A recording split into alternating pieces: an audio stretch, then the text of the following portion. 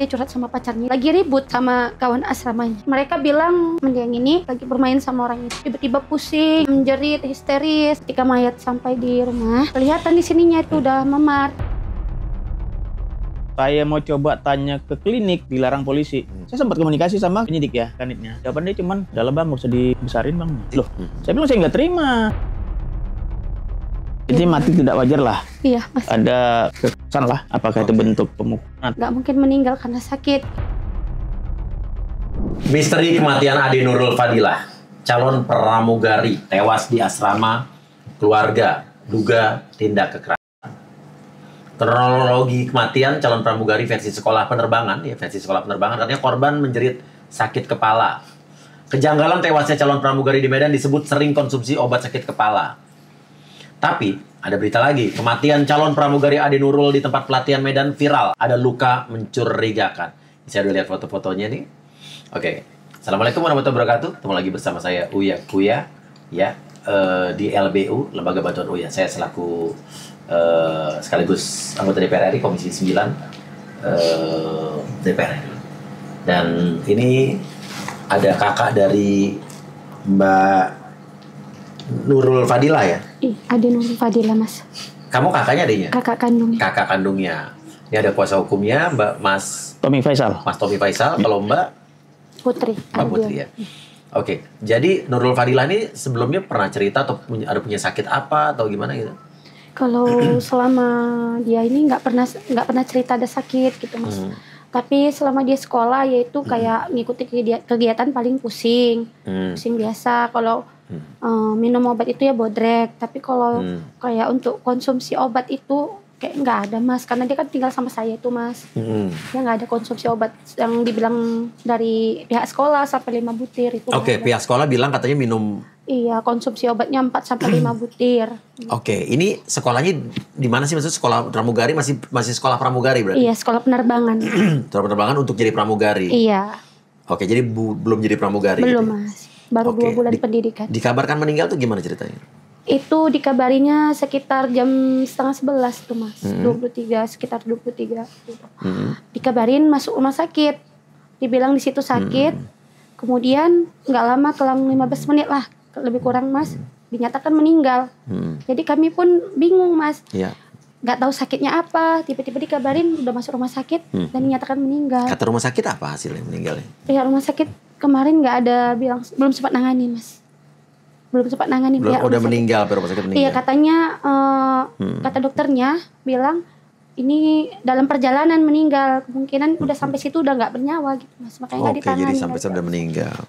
Dan akhirnya keluarga curiga sampai melakukan ekshumasi ya. Jadi digali lagi makamnya, diotopsi ulang. Otopsi ulang. Oke, kenapa sampai curiga?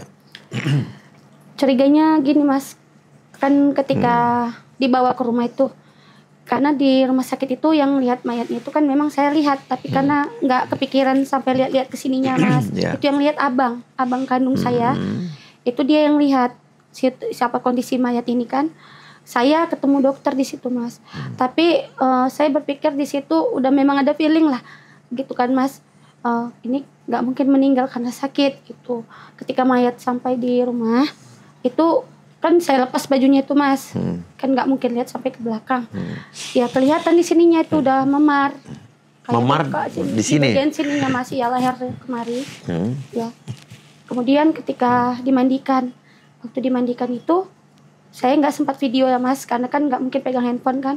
Di sininya juga ada memar gitu kan, sama di sininya, kanan kirinya. Kelihatan lebam di situ. Biram. Tapi akhirnya dimakamkan. Iya, dimakamkan karena kan ada kayak abang itu dia nggak setuju karena saya di situ mau otopsi, Mas. Pas mayat itu sampai sebenarnya saya udah membuat laporan ke Polres tempat saya kan, Mas. Tapi karena tadi abang nggak setuju, takut ribut juga, ya udahlah gitu, Mas. Akhirnya dimakamkan. Iya. Nah, tapi akhirnya memutuskan untuk diekshumasi, digali kembali dan diotopsi ulang. Itu ada gini, Mas, kayak pihak keluarga, kayak uwa ibu gitu kan, Mas. Itu mereka didatangin gitu, Mas, mimpi. Lewat mimpi lah gitu. Bahwasannya adik itu kayak nggak ngomong sih, cuman kayak lihat sedih gitu. Didatangin lah keluarga yang jauh, bahkan yang jauh didatangin dia gitu loh, Mas. Jadi situ pun saya pun juga ada ini juga Mas, dihampirin gitu. Oke. Jadi di situ saya bilang udahlah apa aja otopsi gitu. Digali, Mana hasilnya diekshumasi. ya. Nah, apa? Jadi pihak sekolah, pihak tempat pendidikan itu memberikan keterangan apa? Keterangan dari pihak sekolahnya hanya membilang dia pusing, Mas. Pusing. Dia lagi main tebak-tebakan tuh sama temennya. Katanya pusing, tiba-tiba jadi histeris. Habis itu pingsan gitu, Mas, dari mereka bilangnya. Oke. Terus tadi yang ada cerita katanya pihak sekolah bilang dia minum obat sampai 4 sampai 5 butir, itu siapa dari siapa?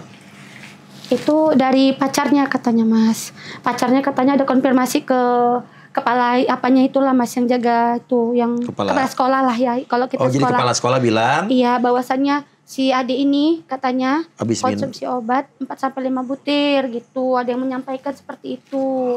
Katanya kepala sekolah bilang dari pacarnya. Iya. Terus ditanya nggak ke pacarnya dia ngomong gitu apa enggak? Ditanya, Mas. Apa katanya? Ya, kata pacarnya nggak ada komunikasi, kenal pun nggak, lagi ngobrol pun nggak pernah gitu. Oh, jadi dari pacarnya bilang nggak pernah ngomong komunikasi sama kepala sekolah, atau pihak sekolah bahwa dia pernah bilang begitu? Iya, tapi kepala sekolah bilang begitu. Kepala sekolah bilang kata pacarnya dia sering minum obat sampai 4 sampai 5 butir. Iya, betul, Mas. Kan tadi pihak sekolah bilang bahwa dia pengeluh katanya sakit nih. Sakit kepala atau segala macam gitu. Nah, pihak keluarga ada yang dikasih tahu nggak bahwa ini anaknya sakit itu? Waktu di asrama itu nggak ada ditelepon, Mas, nggak ada dikabarin. Tapi setelah dibawa ke rumah sakit, itu dikabarin bahwasannya dia sakit. Kemudian nggak lama 15 menit itu dinyatakan meninggal. Oh, jadi dikabarinnya pas sudah dibawa ke rumah sakit dan meninggal. Oke. Dari dia juga tidak pernah cerita bahwa dia mengeluh sakit apa ke keluarga? Nggak pernah, Mas, sehat-sehat aja dia, kalaupun komunikasi sama kami. Iya. Dan malam itu juga, Mas, dia buat video. Ada buat video, lagi kirim video ke pacarnya itu, Mas. Bilang apa? Itu pun lagi buat video nyanyi gitu, Mas. Udah gitu dia ada video call saya di jam segitu, Mas. Yang videonya ada yang tadi? Videonya ada, Mas, kita udah bisa dikirim. Putar, ya? Iya, Mas. Inginkan dirimu datang dan temui aku, dan ku pastikan padamu aku sangat mencintai dirimu, aku. Kiu kiu, kiu kiu, I love you, mama cintaku. Kiu kiu, kiu kiu. Oke, itu dari video tadi malam sebelum kejadian ya? Iya, Mas, benar. Iya. Nah, pertanyaannya lagi. Pada saat masuk ke sekolah penerbangan ini di medical check up nggak? Iya, Mas. Medical check up? Iya, dari rumah sakit, Mas. Artinya ada temuan nggak di medical check up tuh bahwa dia sakit apa? Gitu? Enggak ada, Mas. Dia bersih. Bersih sehat. Nah, Iya, artinya infonya adalah, ini kenapa saya harus bertanya gitu, sepenting karena biasanya kalau masuk sekolah begitu ada medical check up dan hasilnya bersih, tidak ada apa-apa. Iya, dan ini kejadian berapa bulan setelah masuk? Baru 2 bulan. Baru 2 bulan. Masih baru. Dia, Mas. Artinya dari medical check up tidak ada apa-apa. Nah, kenapa ada apa-apa gitu? Iya, Mas. Kalau ada ternyata penyakit, kenapa tidak terdeteksi di medical check up? Kalau ternyata ada pasti ditolak kan? Masuk situ. Iya. Karena kan calon pramugari di pesawat kan? Iya, iya. Riskan kan? Iya, iya. Harusnya ditolak. Masuk akal. Nah, ini bukti masuk. Iya. Gitu. Oke, jadi gimana nih kalau dari kuasa hukum? Nah, kalau tadi tentang keterangan si kepala sekolah, yang lebih saya nggak terimanya itu, kepala sekolah bilang dapat informasi dari pacarnya.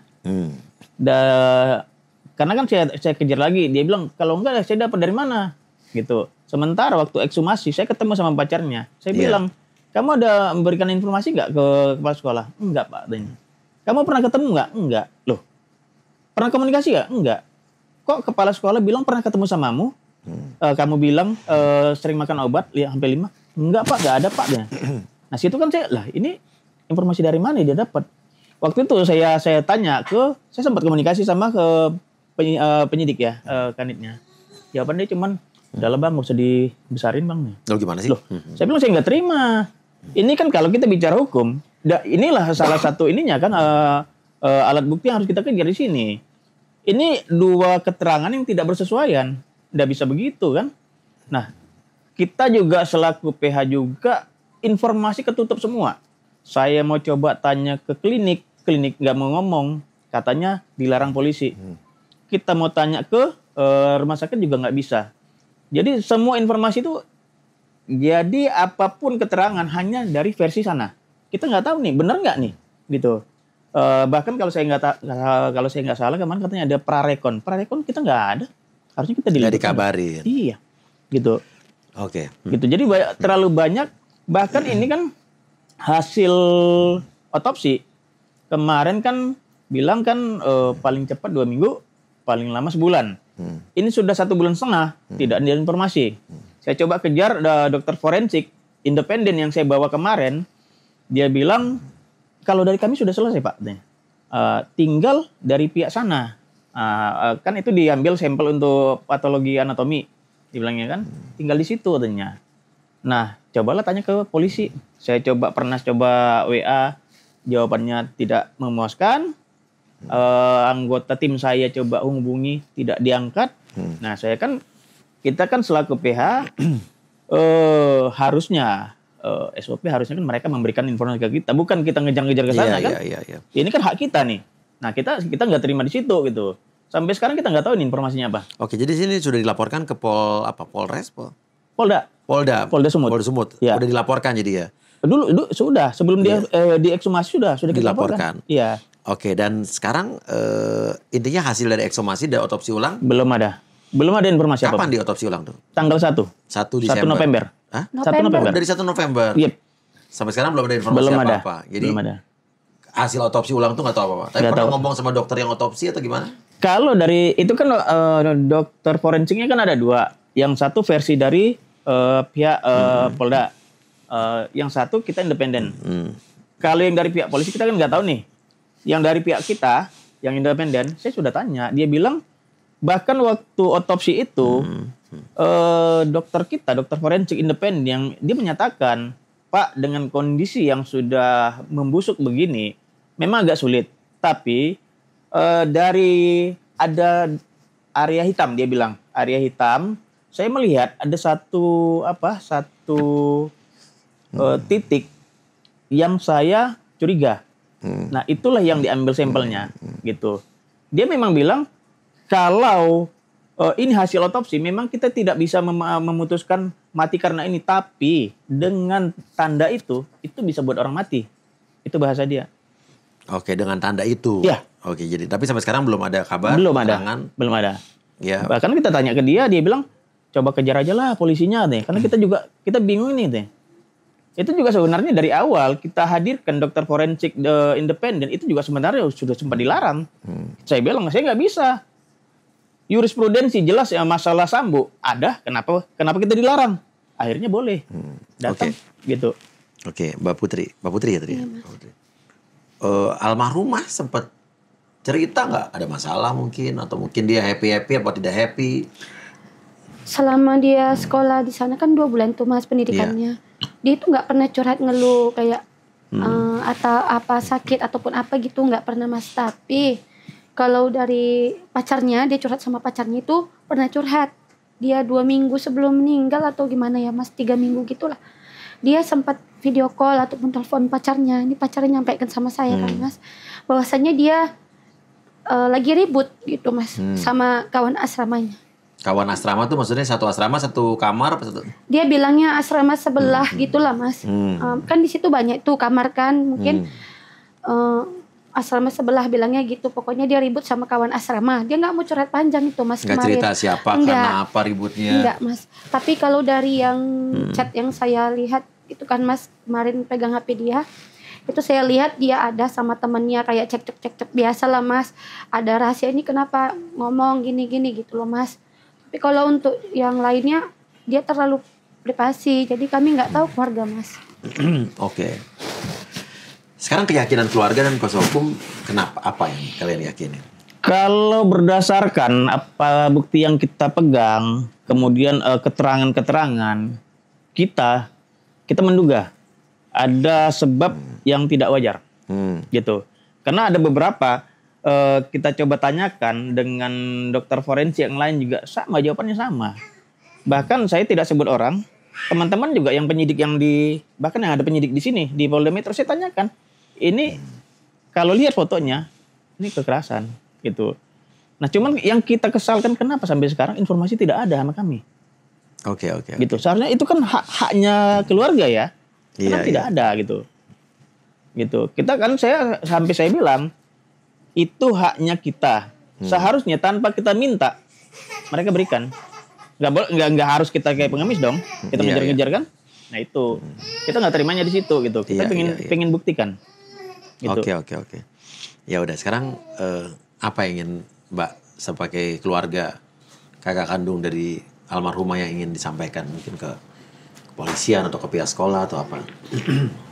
Ya harapannya Mas ya kalaupun secepatnya hasilnya dikeluarkan, dan kalaupun memang itu ada dugaan kayak penganiayaan atau pembunuhan adik saya selaku kakak atau keluarga kami Mas, minta tolong ya di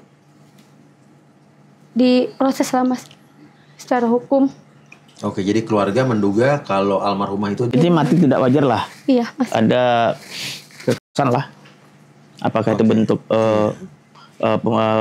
pemukulan atau yang jelas ada tidak mati secara wajar. Oh, jadi keluarga menduga matinya nggak wajar gitu Mas. Matinya tidak wajar. Karena di situ pun banyak sebenarnya kalau kita bicara SOP-nya banyak SOP yang dilanggar juga. Di waktu di rumah sakit harusnya begitu dia diantarkan dari meninggal, SOP-nya harusnya kan dibuat dong, visumnya ini kena ini. Tidak ada. Jadi kita kan nggak tahu nih sebabnya apa. Nah, kesaksian teman-teman yang pada saat dia dibawa ke rumah sakit apa? Itu hanya beberapa orang aja Mas. Kemarin pun dipanggil ke Polda, hanya beberapa orang yang dihadirkan. Temannya yang satu kamar yang lain nggak dihadirkan, katanya diinterogasinya hanya di sekolah Mas. Itu pun saya nggak terimanya gini Mas. Kenapa temannya yang lain nggak diinterogasi di Polda juga gitu Mas? Kenapa mesti di sekolah? Alasan mereka karena yang mengantarkannya aja. Itu aja yang jadi saksi. Yang mengantarkan ke rumah sakit. Iya. Nah, kata mereka apa waktu diantar ke rumah sakit tuh mereka gini, saksi-saksi orang yang saat masih di asrama, di sekolah, terus dibawa ke rumah sakit tuh dia sama siapa aja? Itu ada temannya, cewek satu, terus kayak ada bagian resepsionis depan lah ya Mas, sama penjaga asrama, sama bapak bapak yang kepala sekolahnya itu. Temannya dipanggil gitu? Temannya dipanggil Mas, tapi ya hanya yang mengantarkan itu aja Mas. Iya. Kemudian yang lainnya enggak gitu Mas. Sementara kan mereka satu kamar itu banyak Mas. Ada 16 lah sama si almarhumah. Oke, kesaksian dari teman yang nganter tuh apa kejadiannya, lagi di mana itu? Ya, mereka bilang si adik ini, si mendiang ini ya lagi main Mas, lagi bermain sama orang itu. Tiba-tiba pusing, katanya menjerit, histeris gitu Mas. Tolong ambilkan obat gitu Mas. Ya kami kan karena nggak tahu Mas gimana mau ini kan Mas. Jadi nggak sempat lah, karena kami pun juga larang Mas sama pihak sekolah kalau kenapa jangan dikasih kan, karena takut ketergantungan juga sama obat gitu Mas. Jadi kesaksian mereka cuma itu aja kemarin Mas. Oke, selanjutnya terakhir mungkin langkah apa yang akan dilakukan lagi sama kuasa hukum? Langkah ini kita sekarang saya sedang mungkin langkah pertama saya akan ngajukan untuk ke Wasidik Mabes untuk kita periksa awal lagi ya Wasidik, kemudian mungkin kita akan buat ini ke Propam Mabes lagi. Karena bagi kita ya harusnya pihak polisi memberikan informasi ke kita kan. Oke, gitu ya. Karena kita pengen terbuka semuanya. Apapun hasilnya, kita harus terbuka kan? Mungkin setidaknya ada apa sih SP2HP ya? Iya. Itu udah dapat laporan surat pengembangan penyelidikan? Setelah ini tidak ada. Belum ada. Setelah ekshumasi tidak ada. Belum ada ya. Ya minimal apapun hasilnya diberitahukan pihak keluarga dan kuasa hukum dan pihak. Bahkan komunikasi saya pun tidak ada. Oke Mas, dari Medan juga? Dari Medan? Iya, Sumatera. Ya. Yang dulu yang jaksa, iya. Itu ribet tuh masalah itu ya. Tapi itu jaksanya katanya secara prosedur dipecat. Iya, jadi dulu Mas ini mengawal seorang ibu dari Sumatera Utara yang pada saat itu anaknya ditangkap narkoba tapi diperas oleh oknum jaksa. Ya, karena kalau tidak memberikan uang 100 juta kalau salah ya. Benar. Dia akan dibenam lah bahasanya ya. Iya. Dibenam. Tapi akhirnya benar-benar dibenam. Waktu itu kan jadi putusannya jadi 6 tahun tuh. Iya. Saya perjuangkan sampai kasasi. Kasasi menang, saya tinggal 2 tahun. Iya. Tapi si oknumnya itu kemarin kan dipecat. Iya, karena saya komunikasi sama Jaksa Agung dan Pak Kapus Penkum pada saat itu Pak Ketut. Langsung ditindak tuh. Iya, tapi kenyataan di lapangan masih ada kok. Masih ada apa? Ada. Si jaksa itu masih ada di situ. Oke, tapi dia benar dipecat. Nah itu kita jadi Iya. tanda tanya, Pak. Ini Iya. dipecat tapi kok masih ada di sini nih? Dipidana nggak? Enggak. Kan pada saat itu kan janjinya kan katanya dipecat dan akan Nggak ada. ditindak secara Enggak pidana. ada. Enggak ada. Oke, nanti kita tanyakan lagi ya Iya. kejaksaan ya. Siap. Iya. Oke. Pokoknya kalau podcast di UIM mah semua bukan cuma podcast doang, tapi kita semua atensi dan kita Siap. jalan di telepon. Karena Siap. ada podcast yang cuma podcast doang udah bisa kelar ya. Iya, Kita benar. kawal terus ya. Siap. Oke. Mudah-mudahan ada titik terang ya. Ya. Apapun hasilnya, entah itu meninggalnya memang wajar atau tidak wajar. Iya. Ya setidaknya dari kepolisian memberikan perkembangan penyelidikan Iya. dan apa hasil dari Iya. ekshumasi dan otopsi ulang Iya. kemarin. Heeh. Yang sabar, Mbak. Udah ada titik terang. Dan jika ada juga teman-teman dari almarhumah yang punya informasi apapun, bisa kirim ke kita, kasih tahu ke kita, jadi kita bisa ada Siap. bahan masukan juga. Ya, akan kita update nanti. Ya. Siap. Ya, oke. Kalau ada kasus-kasus lagi di Sumatera Utara bawa ke sini ya. Siap. Apalagi ada penyelewengan oknum-oknum bawa ke Uya ya. Aman. Lembaga bantuan Uya. Siap. Terima kasih. Ya. Assalamualaikum warahmatullahi wabarakatuh. Waalaikumsalam warahmatullahi wabarakatuh.